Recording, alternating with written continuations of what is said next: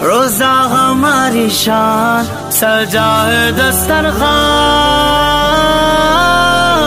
رمضان سب کے لیے رمضان، سب کے لیے رمضان، سب کے لیے رمضان۔ بسم اللہ الرحمن الرحیم، نحمدہ ونصلی علی رسول الکریم، اما بعد۔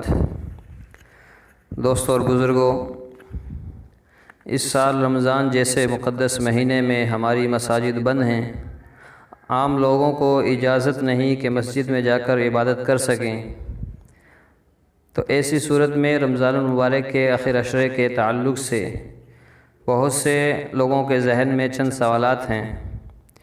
مثال کے طور پر ہر سال لوگ اعتکاف میں بیٹھا کرتے تھے، لیکن اس سال مسجدیں بند ہیں اور لوگوں کو اجازت نہیں ہے، تو جو لوگ آخر عشرے میں اعتکاف کی سنت ادا کرنا چاہیں تو کیا راستہ ہے؟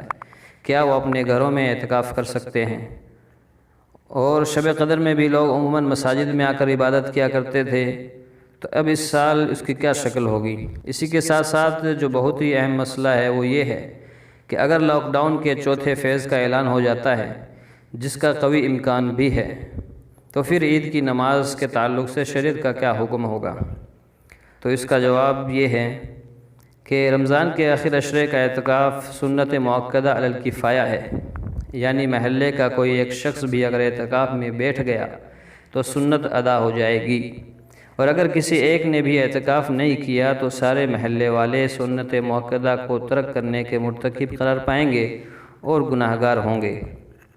اس لیے موجودہ حالات میں مساجد میں چونکہ محض 4-5 لوگوں کو نماز پڑھنے کی اجازت ہے، اس لیے انہی 4-5 لوگوں میں سے جو صحت مند ہو وہ اعتکاف میں بیٹھ جائے، یا محلے کا کوئی دوسرا دیندار صحت مند شخص عشرہ اخیرہ کا اعتکاف کر لے تاکہ اعتکاف کی سنت ادا ہو جائے اور اہل محلہ ترک سنت کے وبال سے بچ جائیں۔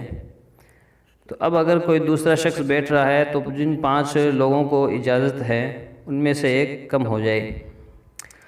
اور مردوں کا اعتکاف مسجد ہی میں مشروع ہے، اس لیے گھروں میں اعتکاف کرنا مردوں کے لیے صحیح نہیں ہے، جائز نہیں ہے، کیونکہ مردوں کو اعتکاف کے لیے مسجد شرعی کا ہونا شرط ہے۔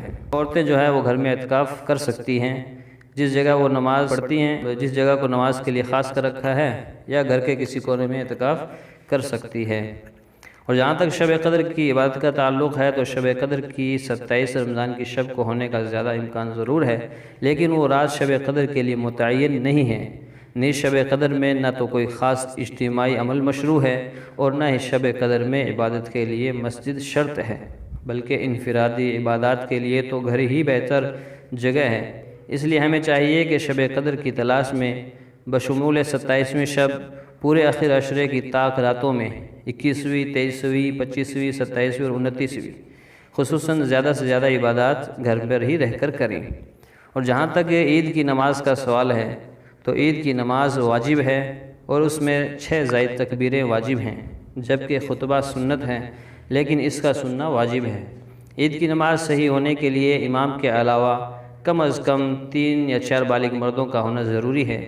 لہٰذا اگر عید تک مسجد عوام کے لیے نہیں کھلتی ہیں تو عید کی نماز بھی گھر پر ہی ادا کریں، لیکن اگر 4 مرد نہ ہو تو پھر مستحب یہ ہے کہ چاشت کی نماز کی طرح 4 رکعت تنہا پڑھ لیں، لیکن یہ عید کی نماز کی قضا نہیں ہے۔